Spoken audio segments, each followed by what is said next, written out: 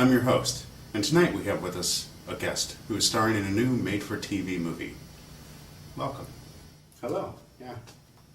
I'm glad to be here. Yeah. It is an epic film, honestly. I mean, everybody involved did an amazing job. I mean, it was like they had a great hunger in their hearts, to make this the greatest film ever in its genre. See, we thought, what if one man represented immediate presence and infinite distance? I mean, it's practically Einsteinian, or Newtonian. Anyway, it really made a difference because we began to think about how one man can be these twin poles of known and unknown, and then it struck us, a time-traveling superhero. Soon, they found their way to the planet Neptune and began to rebuild their great society. In accordance with their 5 great sciences and ways of life that they determined should never be ever forgotten again, they built 5 great cities spread across the globe of their new world, all interconnected. They were Dream City, Action City, Forget City, and Remember City. Capital metropolis of them all was Thought City. This would ensure their survival. So each city has its protector, not a protector in the sense we're accustomed to, one who protects against nefarious wills and assorted anonymous antisocial miscreants with their armies of automatons, but one who protects the way of life, the pursuit of these particular sciences, preventing them from ever being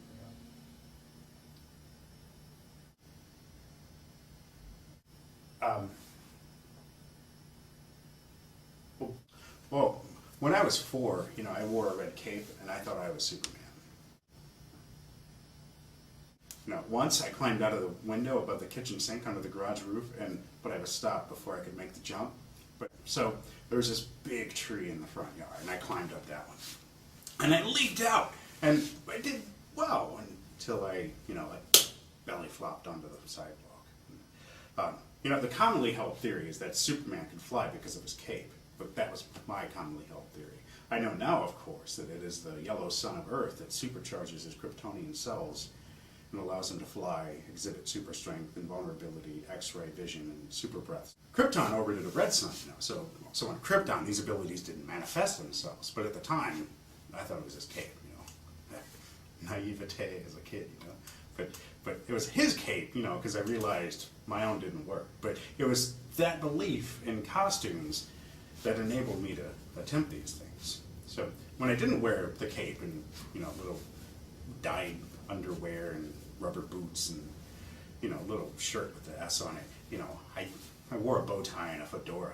I was Clark Kent then, but I really didn't have many pictures of that, Maybe I was cuter as Superman, not so much as a kid with a hat on. But I mean, that's kind of how it is in the stories, right? Lois Lane is totally in love with Superman, but just kind of looks at Clark Kent as this. So if Superman was his true identity, then he was just keeping that part of himself hidden so that he could fit in, have a day off, spend some time with friends, go places by foot, pretend he had trouble lifting a box. And in a way, he was hiding his past. Did you know that the S didn't originally stand for Superman? I didn't know that. No, it was just part of the Kryptonian alphabet. That was the crest for the House of L, his Kryptonian name being Kal-El. Yeah, totally true. Pretty coincidental, but maybe Ma Kent knew that when she made his costume originally, she thought, oh, big S, Superman. But I'm not sure. Anyway, it's interesting that he used his heritage, who he really was, to hide who he really was, and then using the name that his adoptive parents gave him, along with his Midwestern upbringing, to hide who he was. But then of course you can get into the whole chicken and the egg thing. He was raised by these people, so they have more effect on his personality and values than his Kryptonian heritage does. And we can imagine that, he might be different if he was raised Kryptonian. Although I think at some point Ma and Pa Kent took him to the barn where they had his rocket ship, and kind of just shared his heritage with him. So what if he were raised one way and not the other? And there are so many iterations of Superman. I'm sure that this has been tackled before. Well, it's like, since I don't have any photos of me as Clark Kent when I was a kid, who's to say I ever dressed like that? If you saw those photos, you could just assume that I was just a kid who liked a bow tie and fedora, who liked to dress up like an adult, not a kid who was trying to be 3 things at once. Himself as Superman, and himself as Clark Kent as Superman, or himself as Superman as Clark Kent. It probably went that way. Can we show some photos of me dressed up? I know we have some. Wow. Cute little guy, huh? Wow. Let's see some more. Can I have your autograph? Would you like my autograph? Have you ever gotten anybody's autograph? See, I really don't get why people seek autographs.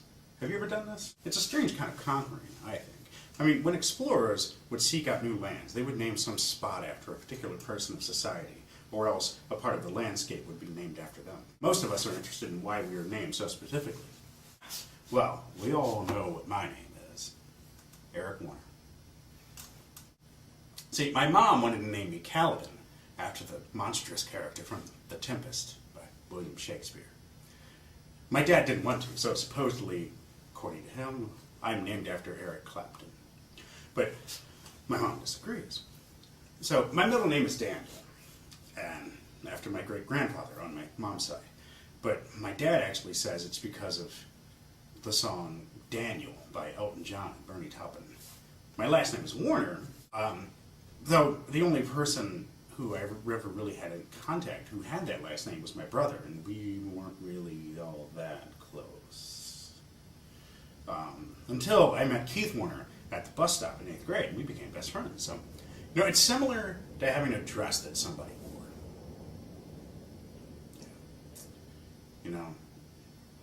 Or maybe a napkin with some scribbling on it.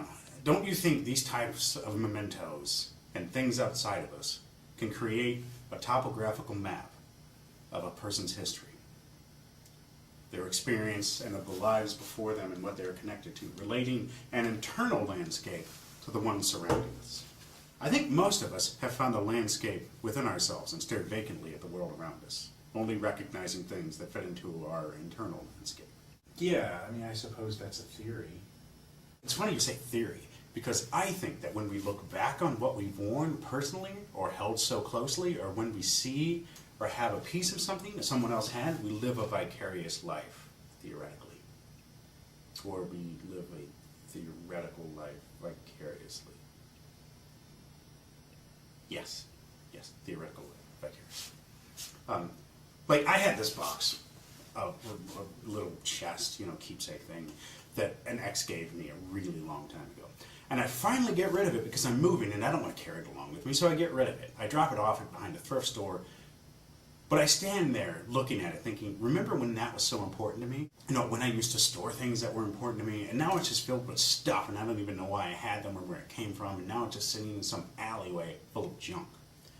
And now that I don't have that point of reference, that little box that's in the wherever it is now, is my memory at full liberty to just make any old thing up about that time? Is it free to make up any list of objects in that box that I put aside in the alley near the dumpster and other old clothes and rain-soaked, beat-up furniture?